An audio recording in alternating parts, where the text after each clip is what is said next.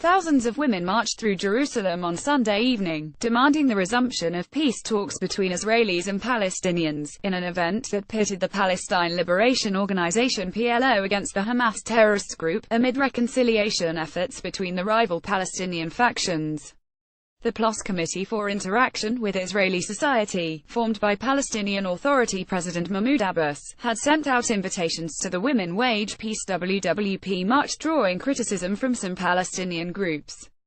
Get the Times of Israel's daily edition by email and never miss our top stories free sign-up. The march was denounced by Hamas in an official statement, as well as by the Palestinian branch of the International Boycott, Divestment and Sanctions (BDS) campaign, both of which accused Palestinians participating in the initiative of normalizing relations with Israel. The culmination of the 12-week march throughout portions of Israel and the West Bank took place in Jerusalem on Sunday, with a walk that began outside Israel's Supreme Court and concluded in Independence Park with a rally and speakers from the Jewish and Israeli Arab communities. Organizers claimed some 30,000 took part in the events in Jerusalem, though eyewitness estimates placed the figure at several thousand. Israeli and Palestinian women participate in a march organized by the Women Wage Peace Organization, near the Dead Sea, Sunday, October 8, 2017. App photo Sebastian Scheiner. An offense against the history of our people drive. Ziad Darwish of PLOS Committee for Interaction with Israeli Society said that the Women's Peace March had the full support of the PLO and PA. Speaking to the Times of Israel by phone on Sunday afternoon, he said that more than 20 buses of Palestinian women had been sent to participate in the West Bank march. "We are participating," he said. The march and rally were strongly opposed by Hamas, which Israel considers a terror organization, and which is currently in negotiations to relinquish its control of Gaza to the Palestinian Authority. The movement published an official statement opposing the march, saying it considered the invitation from the PLOS Committee for Interaction with Israeli Society a departure from the national consensus and an offense against the history of our people. Hamas further called on Palestinians to confront the march and isolate those who set it up. Abbas, meanwhile, sent the marchers a personal letter, in which he called for the creation of a Palestinian state living side by side in peace with Israel. The march was also condemned, however, by the Palestinian National Committee of the International BDS campaign. In an Arabic release, the committee denounced the feminist normalization march and called for a boycott and peaceful sabotage of the initiative. The term normalization is used by Palestinians to refer to any initiative that is perceived to legitimize the Israeli military presence in the West Bank. Normalization is an Israeli weapon designed not only to colonize our minds but also to undermine the BDS movement as it grows steadily and achieves successes in isolating Israel academically, culturally and to a lesser degree economically, the release said. The document accused the march, and similar coexistence initiatives, of being not only an illusion and a deception but a first way to enable the occupation to penetrate our society and distort national consciousness.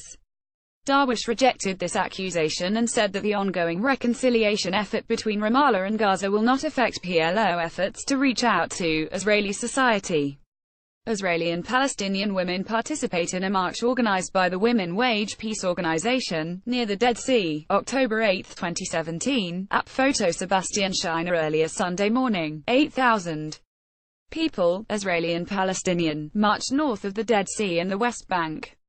The marchers, mostly women, assembled in a communal reconciliation tent and erected a 60-meter, nearly 197 feet dress, billed as the largest ever, created in 2007 by Israeli artist and activist Adi Yekutieli. Many of the Israeli marchers were also present in the evening march when buses from all over Israel converged on Jerusalem. March organizers Anit Negev and Donna Kirschbaum said WWP does not advocate a specific peace initiative but rather stresses a shared sense of urgency around new negotiations to unify Israelis and Palestinians. "We are looking for these things that we have in common," said Negev. "One basic thing that everybody wants is a safe future for themselves and their children."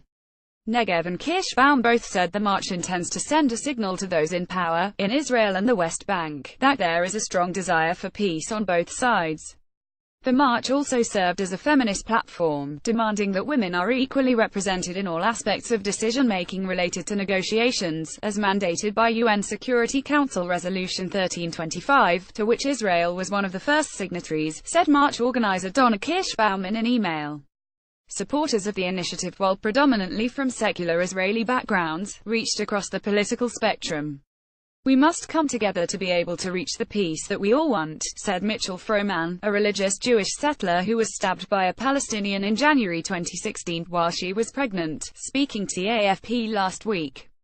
Women from the Women Wage Peace movement take part at the final part of the peace journey in Jerusalem on October 8, 2017. The peace journey was created in order to pressure decision-makers to work towards reaching a viable peace agreement. Yonatan Sindel Flash 90 As a religious woman, I say that not to believe in peace is to not believe in God, Froman said. March organizer Hudra Abu Aqwab is Palestinian, from the city of Hebron in the West Bank, one of the most tense areas of conflict. "This march is not just another protest, but a way of saying that we want peace, and together we can obtain it," she said. "We must come together to be able to reach the peace that we all want," she said. Speakers at the Jerusalem rally included religious and secular Jews, including settlers, and members of the Israeli Arab community. One speaker was former MK Shakib Shannon, whose son Kamal Shannon was killed in the July 14 attack on the Temple Mount, when 2 Israeli police officers were killed by 3 gunmen from the Israeli Arab city of Al-Fam. "We the Arab Israelis feel a lot of despair," said Jaffa resident Amal Rahan, 41, lecturer of Arabic at the Open University and mother of 4. "We've been talking about peace for 70 years and nothing has happened yet," she said.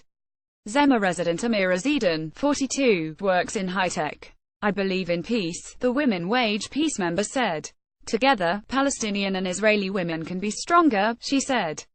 "We can tell our leaders stop the war and think together about a political agreement," she added. Women from the Women Wage Peace movement take part at the final part of the peace journey in Jerusalem on October 8, 2017. The peace journey was created in order to pressure decision-makers to work towards reaching a viable peace agreement. Yonatan Sindel Flash 90 agencies and Times of Israel staff contributed to this report.